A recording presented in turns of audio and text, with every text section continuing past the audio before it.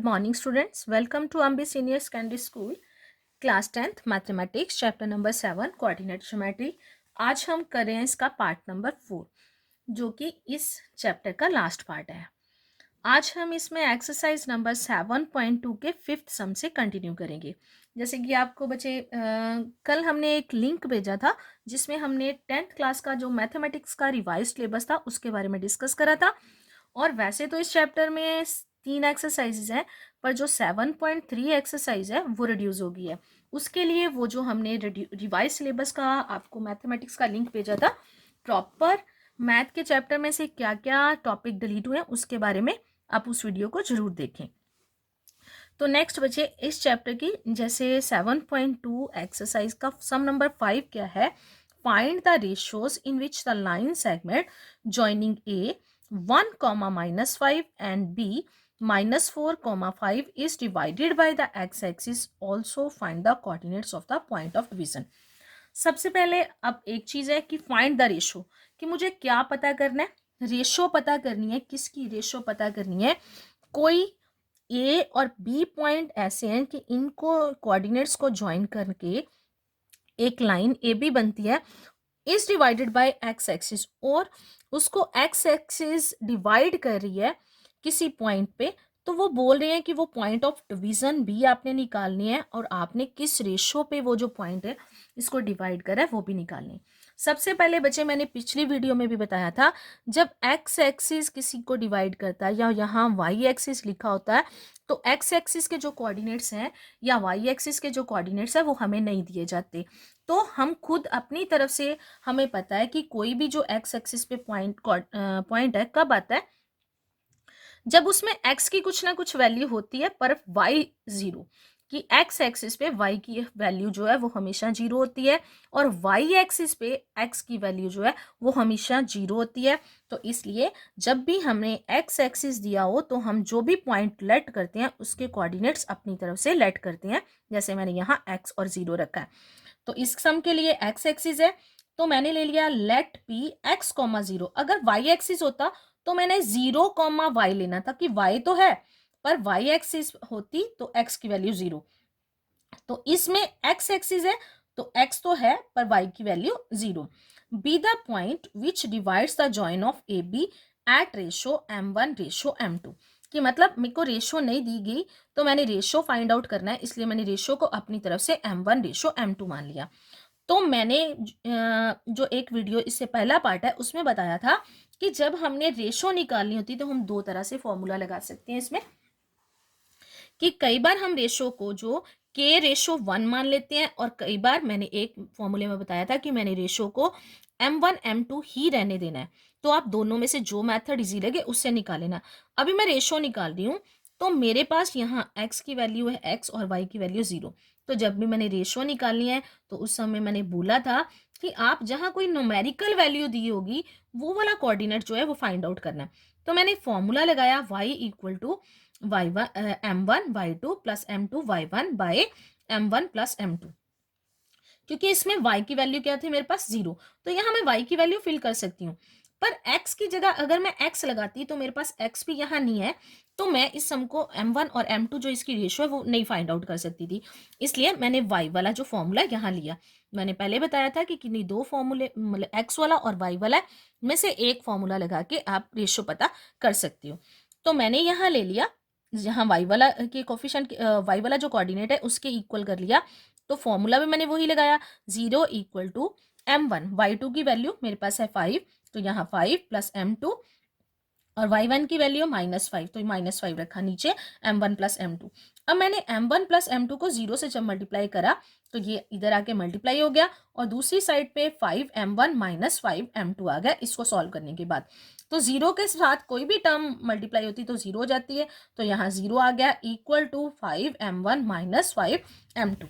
तो ये यहाँ मैं 5m1 जो है इसे दूसरी साइड ले गई हूँ, 0 वाली साइड लेगी तो ये 0 के साथ ये प्लस का था माइनस हो जाएगा, तो यहाँ आ गया -5m1 इक्वल टू बचा गया इधर -5m2, माइनस से माइनस कट गया। m1 मैंने बोला कि m2 को इधर लेके आना, अगर अभी ये चीज़ आपको क्लियर नहीं हो रही तो आप इसकी पिछली वीडियोस जो है वो उनको भी ध्यान से देखें, ये चीज़ें बहुत ईजिली क्लियर हो जाएंगी। तो यहाँ ये है 5, ये 5 इधर मल्टीप्लाई हो रहा था तो इधर आके डिवाइड हो गया, तो 1/1 आ गया। तो मैंने रेशो की फॉर्म में इसको कैसे लिख लिया, m1/m2 इक्वल टू 1/1। अब उन्होंने साथ में बोला है also find the coordinates of the point of division. जो coordinate of point of division है वो भी मेरे को पता करनी है, मतलब मेरे को x की वैल्यू, ये पॉइंट ऑफ डिवीजन है, यहाँ y की वैल्यू तो 0 है, पर मुझे इसके कोऑर्डिनेट्स मतलब x की जगह मैंने x रखा, मुझे वो फाइंड आउट करना है। तो अब मैं उसे पता करने के लिए मैंने यहाँ दूसरा फॉर्मूला लिख लिया, x equal to m1 x2 plus m2 x1 by m1 plus m2। ये अब मैंने x को फाइंड आउट करना है, क्योंकि मेरे पास अब m1 और m2 की वैल्यू जो रेशो जो है वो आ गई है। तो मैंने यहाँ फॉर्मूला लिखा, फॉर्मूले के अकॉर्डिंग m1 1 है, तो मैंने m1 की वैल्यू लगाई, यहाँ x2 की वैल्यू लगा दी, प्लस m2 की वैल्यू और ये x1 की value, bye m1 plus m2 1 plus 1। तो यहाँ आ गया -4 प्लस 1/2, सॉल्व करके आ गया -3/2। तो मेरे पास जो point coordinates of the point of division जो आए वो था, मैंने उसको लेट करा था Px, 0। अब P की जगह P और x की वैल्यू मैंने यहाँ फिल कर दी, जो क्या है -3/2, 0। ये इसका आंसर है। नेक्स्ट है सम नंबर 6।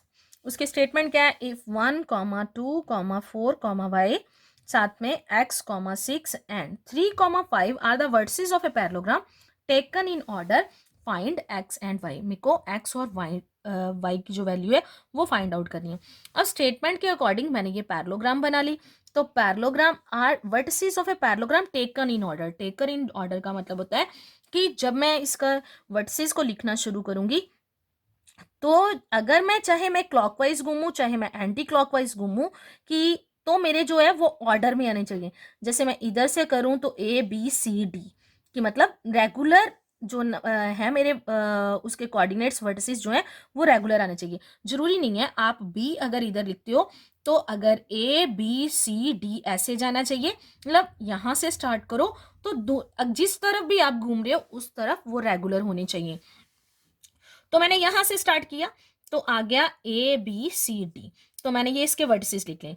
और दूसरी तरफ से अब मेरे को यहाँ कुछ में जो कोऑर्डिनेट्स हैं उनमें x की जगह x लिख लिया, y की जगह y। मेरे को इनकी वैल्यू फाइंड आउट करनी है। तो इसमें है पैरेललोग्राम दिया है, ये ध्यान रखना। इसका solution, diagonal of a parallelogram bisect each other. Diagonal इसका कौन सा बन रहा है, AC, और दूसरा डायगोनल क्या है, BD। हमेशा जो डायगोनल होते हैं ये ऑपोजिट कॉर्नर्स को मैच करके ही बनते हैं, A के साथ C, B के साथ D। तो ये एक बच्चे कंडीशन है, diagonals of a parallelogram bisect each other, एक दूसरे को बिल्कुल बाइसेक्ट मतलब दो बराबर हिस्सों में काटते हैं। तो इसका मतलब क्या हो गया, coordinates of mid point of AC, मतलब एक डायगोनल ये है, ये जो AC को BD लाइन काट के गई है ये बिल्कुल मिड से काट के गई है, और उसी तरह BD को AC लाइन यहाँ बिल्कुल मिड पे काट के गई है। तो इसका मतलब क्या है, coordinates of mid point of AC equal to coordinates of mid point of BD। तो यहाँ मिड पॉइंट लिखा है तो मिड पॉइंट के लिए हम मिड पॉइंट फॉर्मूले की हेल्प से x और y की वैल्यू को ढूंढेंगे। तो जैसे उसके लिए अभी मैं यहाँ जब मिड पॉइंट लगा रही हूँ तो यहाँ ये x और ये y मतलब ये AC के मिड पॉइंट्स हैं, और यहाँ ये मैं दूसरे वाले जो है वो BD के मिड पॉइंट्स ले रही हूँ। तो AC के मिड पॉइंट्स के लिए ये x1 है, ये x2 है, मतलब x1 प्लस x2/2, क्योंकि ये इसके अकॉर्डिंग x1 ये था, y1 ये, x2 ये है और y2 ये है। और जब मैं BD की बात करूंगी तो ये x1 है, y1 है, और ये x2 है, y2 है। ऐसे लिख लिया x1 plus x2/2, y1 plus y2/2। तो अब मैं BD के ऐसे लिख लिया x1 प्लस x2/2 और y1 प्लस y2/2। यहाँ मैंने मिड पॉइंट फार्मूला कल वाली वीडियो में भी बताया था और आज मैं फिर से लिख रही हूँ। तो अब इसको सॉल्व करेंगे, x प्लस 1/2, 6 और 2 कितने हो गए, 8/2, इधर 7/2 आ गया, और y प्लस 5/2। तो यहाँ मैंने लिखा है कि दोनों के जो मिड पॉइंट्स हैं वो इक्वल है। तो इसका मतलब है कि x की जो वैल्यू है वो इसकी x की वैल्यू के इक्वल है, और ये जो y की वैल्यू जो है वो y के इक्वल होगी। तो मैंने यहाँ x प्लस 1/2 को 7/2 के इक्वल कर दिया। तो y की वैल्यू यहाँ 8/2 है, उसको दूसरी वाली साइड y की वैल्यू के इक्वल कर दिया। आमने सामने मैंने 2 काट दिए क्योंकि ये मल्टीप्लाई और डिवाइड होने थे, दूसरी साइड जाके कट गया। अब बचा क्या, 1 प्लस एक्स इक्वल टू 7। तो x इक्वल टू 7, 1 इधर प्लस का था, दूसरी साइड जाके माइनस का, तो x इक्वल टू 6 आ गया। और इस side 8 equal to y plus 5 आ गया। तो 8, 5 इधर प्लस का था, इस साइड लेके आई माइनस का आ गया इक्वल टू y। तो 8 में से 5 को माइनस करा तो 3 आ गया इक्वल टू 5। तो यहाँ उन्होंने फाइंड आउट ही हमें x और y की वैल्यू करने के लिए बोला था। तो x इक्वल टू क्या आ गया, 6 और y इक्वल टू 3। ये इसका आंसर है। अब बच्चे सम नंबर 7, उसकी स्टेटमेंट क्या है, find the coordinates of point A where AB is the diameter of the circle whose center is 2, -3 and B is 1, y। मतलब कि मेरे को A एक सर्कल है, AB उसका डायामीटर है। तो डायामीटर का मतलब वो लाइन जो सर्कल के सेंटर में से होके निकलती है। तो बच्चे A और B diameter of the circle है और उन्होंने उसका centre, whose centre is, centre की मतलब जहां पे रख के सर्कल को खींचते हैं वो बिल्कुल सेंटर होता है, मतलब मिड होता है उसका। तो उसके मेरे को कोऑर्डिनेट्स दे दिए 2, -3 एंड B इज, और यहाँ B के जो डायामीटर का एंड पे A और B आ रहा है, B के कोऑर्डिनेट दे दिए और A के कोऑर्डिनेट्स जो है वो मुझे फाइंड आउट करने हैं। एक चीज यहाँ ये होगी कि ये x और y होता है, उसकी मेरे को वैल्यू दी गई है। ये x1 y1 मेरे को फाइंड आउट करना है और x2 और y2 जो है ये b की वैल्यू दी हुई है। तो यहाँ रेशो नहीं दी गई। तो रेशो का मतलब है, आपको ये तो पता ही है कि जो सर्कल का सेंटर है, सेंटर का मतलब हो गया वो बिल्कुल उसका मिड होता है। तो मिड है तो मतलब यहाँ m1 रेशो m2 है, जो 1:1 है। तो इसका मतलब हम यहाँ सीधा मिड पॉइंट फॉर्मूला यूज करेंगे, जो क्या है x1 प्लस x2/2 और y equal to y1 plus y2/2। Here यहाँ मैंने लिख लिया सोल्यूशन में, here A B is the diameter of the circle and centre of the circle, that is जो सेंटर है वो क्या होता है, mid point of the circle. तो उसके कोऑर्डिनेट मुझे दे दिए गए हैं, जो क्या है 2 और -3। तो मुझे जो फाइंड आउट करनी है वो किससे यूज करूँ, किससे निकालूंगी, by using mid point formula. तो यहाँ मैंने फॉर्मूला लिख लिया। तो यहाँ सेंटर ये है तो इसका मतलब ये x है, जो y फॉर्मूला वही है, x equal to x1 plus. तो यहाँ मैंने बस x2 की वैल्यू फिल कर दिया। x की वैल्यू पहले यहाँ से देखो 2 है, x1 आपने फाइंड आउट करना है और x2 आपके पास 1 है बाय 2। ऐसे ही इसके लिए y के लिए, y की जगह पे आपके पास वैल्यू -3 है इक्वल टू y1 आपको फाइंड आउट करना है और जो y2 है वो कितना है 4/2। अब इसको बस सॉल्व करना है। 2 इस साइड डिवाइड था, इधर मल्टीप्लाई हो गया, 4 आ गया, x1 प्लस 1। तो यहाँ 1 प्लस है, इस साइड आके 4 में से माइनस हो जाएगा equal to x1, 3 equal to x1। और दूसरी साइड -6 था इधर, ये 4 जो है वो इसके मतलब 2 जो है पहले 3 के साथ मल्टीप्लाई हुआ, 6 आ गया, 4 प्लस हो रहा था, इस साइड माइनस आ गया, -6 -4 -10।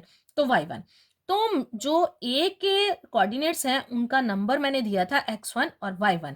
तो मेरे पास x1 की वैल्यू 3 और y1 की वैल्यू क्या है -10। अब बच्चे मेरे पास है सम नंबर 8। जैसे पहले उसकी स्टेटमेंट देखते हैं, if a and b are -2, -2 and 2, -4 respectively, find the coordinates of p। मुझे p के कोऑर्डिनेट्स पता करने, सच दैट मतलब कैसे दिया है, सच दैट AP किसके इक्वल है 3/7 AB के, and p lies on the line segment AB। मतलब मेरे पास AB एक लाइन है जिसके ऊपर P कोई पॉइंट है जो कि इसको डिवाइड कर रहा है, और मुझे उसके कोऑर्डिनेट्स पता करने की x और y की वैल्यू फाइंड आउट करनी है। पर AP की वैल्यू, जो AP है वो किसके इक्वल है, AB लाइन का वो 3/7 पार्ट है। तो एक्चुअली मुझे चाहिए क्या, जैसे मैंने आपको यहाँ बताया था m1 रेशो m2 मतलब होती है, मुझे एक तो मतलब x और y p के कोऑर्डिनेट्स भी फाइंड आउट करने हैं, और दूसरी क्या चीज़ है, मेरे को रेशो भी चाहिए होती है। तो रेशो मेरे को प्रॉपर नहीं दी गई, क्योंकि रेशो m1 रेशो m2 का मतलब है m1/m2। इसको ऐसे भी लिख सकते हैं, और उसका मतलब है कि m1 इस पार्ट में हमने कितने पार्ट्स करे हैं, और इस पूरी लाइन को जो मैंने डिवाइड करा है इधर मेरे कितने पार्ट हैं और दूसरी साइड मेरे कितने पार्ट हैं, उसके अकॉर्डिंग मेरे पास होना चाहिए था सेगमेंट के अकॉर्डिंग ए पी, जो क्या है M1 AP है, और M2 मेरे पास क्या है PB, जो मेरे को नहीं दिया गया। कि मतलब मेरे को रेशो इसके अकॉर्डिंग चाहिए। यहाँ AP जो है वो M1 के इक्वल है और जो PB है वो M2 के इक्वल है, मतलब मेरे को रेशो इस फॉर्म में चाहिए थी। तो अभी मेरे को पहले रेशो जो है उसकी चाहिए, तो उसके लिए हम क्या करेंगे, यहाँ लिखेंगे given AP equal to 3/7 AB, ये चीज हमें दी गई है। और दूसरी साइड पे PB, कि मतलब नीचे मेरे को PB चाहिए था, तो मुझे PB पहले देखना है कि PB क्या कितना आता है। तो अगर बच्चे यहाँ देखो, इस पूरी लाइन AB में से अगर मैं इतनी लाइन सेगमेंट AP जो है उसको माइनस कर देती हूँ, तो मेरे पास बचेगा क्या PB। तो यहां मैंने लिख लिया PB इक्वल टू पूरी लाइन AB माइनस उसमें से AP। तो AB माइनस मेरे पास AP की ये वैल्यू दी गई है जो क्या है 3/7 AB, मैंने वो लिख दी। यहाँ कुछ नहीं था तो मैंने नीचे 1 लगा लिया, एलसीएम ले लिया। 1 और 7 का एलसीएम क्या आ गया 7, तो 7 इस साइड मल्टीप्लाई हो जाएगा 7AB माइनस 3AB। तो 7 में से 3 माइनस करेंगे तो 4/7 AB आ गया। नेक्स्ट बचे हम रेशियो करेंगे जब M1/M2, तो M1/M2 क्या होगी AP/PB। अब AP की वैल्यू मेरे पास अलग से है 3/7 AB दिया है, और PB मैंने खुद से निकाला है 4/7 AB, वो मैंने लगा दी। AB से AB कट गया, 7 से 7 कट गया, और मेरे पास क्या आ गया 3/4, जो क्या है मेरे पास रेशियो। देयरफॉर M1/M2 क्या आ गया मेरे पास 3/4। अब मेरे को फिर वैसे का वैसे ही सेक्शन फॉर्मूला लगा के मुझे, अब मेरे पास पहले तो ये कंप्लीट हो गया, अब मेरे को ये x और y की वैल्यू फाइंड आउट करनी है। तो यहां मैं लिखूंगी x इक्वल टू, फॉर्मूला लिख लिया, दोनों साइड पे x और y का मैंने सेक्शन फॉर्मूला लिख लिया। तो x इक्वल टू M1 की वैल्यू जो क्या है 3 प्लस x2 की वैल्यू प्लस M2 की वैल्यू और x1 की value by M1 plus M2। दूसरी तरफ भी ऐसे, ये M1 की वैल्यू आ गई 3 और y2 की वैल्यू क्या है मेरे पास -4, वो ऊपर सारा मैंने लिखा हुआ है, और प्लस यहाँ M2 की वैल्यू आ गई 4 और y1 की जो वैल्यू है वो क्या है -2 बाय M1 प्लस M2 3 + 4। अब इसको कैलकुलेट करेंगे, यहाँ क्या आ गया x इक्वल टू 3 को 2 से मल्टीप्लाई करा 6, 4 को 2 से करा -8/7, और सॉल्व करके आ गया -2/7। ऐसे ही y की वैल्यू -12 -8/7 माइनस माइनस प्लस, तो क्या आ जाएगा -20/7। अब पहले तो मैंने उसकी रेशो फाइंड आउट करी, अब उसके बाद मैंने p के कोऑर्डिनेट्स फाइंड आउट कर लिए हैं, जिसको मैंने लिख दिया pxy इक्वल टू p, ये x की वैल्यू -2/7 और ये y की वैल्यू -20/7, ये इसका आंसर है। ये बच्चे सम नंबर 9 जो है वो हमने सम नंबर सेकंड के साथ ही कर लिया था। ये अब last sum number 10, find the area of the rhombus if its vertices are, ये मुझको वर्टिसेस दिए हुए हैं टेकन इन ऑर्डर, सेम जैसे मैंने पैरेललोग्राम वाले सम में लिया था वैसे ही ले लिया। लेट A 3,0, B 4 5, C है -1 4 एंड D है -2 -1 are the vertices of the rhombus, ये लिख लिया। अब मेरे को एरिया ऑफ द रोम्बस निकालने के लिए बोला है, जो किसके इक्वल है 1/2 product of its diagonal equal to 1/2 AC into BD। तो AC का मतलब है जो डायगोनल है, मैंने पहले भी बताया था ऑपोजिट कॉर्नर को लेते हैं, AC और BD दो अलग अलग इसके डायगोनल है। अब AC जब मैंने लिखा तो आपको याद होगी कि जब हमने इस चैप्टर की फर्स्ट वीडियो करी थी तो इसमें डिस्टेंस फॉर्मूले से AC का मतलब है एक लेंथ AC की, मतलब एक डिस्टेंस मेरे को फाइंड आउट करना है। तो यहाँ AC वैसे करेंगे, मैंने यहाँ ले लिया डिस्टेंस फॉर्मूला लिख लिया, और A और C के कोऑर्डिनेट्स, तो यहाँ ये है अभी मेरे पास x1 y1 और ये है मेरे पास x2 और y2। यहाँ वैल्यूज फिल कर दी, -1 -3 का स्क्वायर प्लस 4 -0 का स्क्वायर, तो -4 का स्क्वायर प्लस 4 का स्क्वायर, यहाँ गया 16 + 16 जो किसके इक्वल आ गया √32, और 16 × 2, और मैंने 16 इसको पेयर्स में डिवाइड कर लिया है ताकि मैं इसका स्क्वायर रूट निकालूं। 16 का स्क्वायर रूट कितना होता है 4, 4√2 यूनिट्स आ गया। ऐसे ही BD मैंने निकाला, BD इक्वल टू, जब मैं B और D की बात कर रही हूँ तो मैं B और D के कोऑर्डिनेट्स ले रही हूँ, यहाँ भी x2 - x1 का स्क्वायर प्लस y2 - y1 का स्क्वायर कर दिया। सॉल्व करके यहाँ आ गया -6 का स्क्वायर प्लस यहाँ भी आ गया -6 का स्क्वायर, तो स्क्वायर करके 36 + 36, मैंने पहले भी बोला था कि माइनस वाले जब नंबर का स्क्वायर करती हूँ तो वो आंसर जो है वो हमारा पॉजिटिव आता है। 36 और 36 प्लस करा 32, इसके भी मैंने पेयर्स बना दिए। 36 इंटू 2, तो 36 का स्क्वायर रूट 6 आ गया और 2 अंदर आ गया यूनिट। अब एरिया निकालना है, मैंने लिख लिया यहाँ from 1 area of the rhombus equal to 1/2 into AC into BD। AC मैंने निकाला है 4√2 और BD कितना है 6√2। तो मैंने 6 और 4 को मल्टीप्लाई करके 24 और √2 को √2 से करा, तो यहाँ आ जाएगा √2 का स्क्वायर, स्क्वायर से स्क्वायर रूट कट गया, तो यहाँ आ जाएगा 2, तो 2 से 2 कट गया, बचा क्या मेरे पास 24 यूनिट स्क्वायर। बच्चे ये इस एक्सरसाइज का लास्ट सम था। ये सारे सम्स जो है वो अपनी फेयर कॉपीज पे नोट डाउन करने हैं और अपना होमवर्क जो है वो कंप्लीट करना है।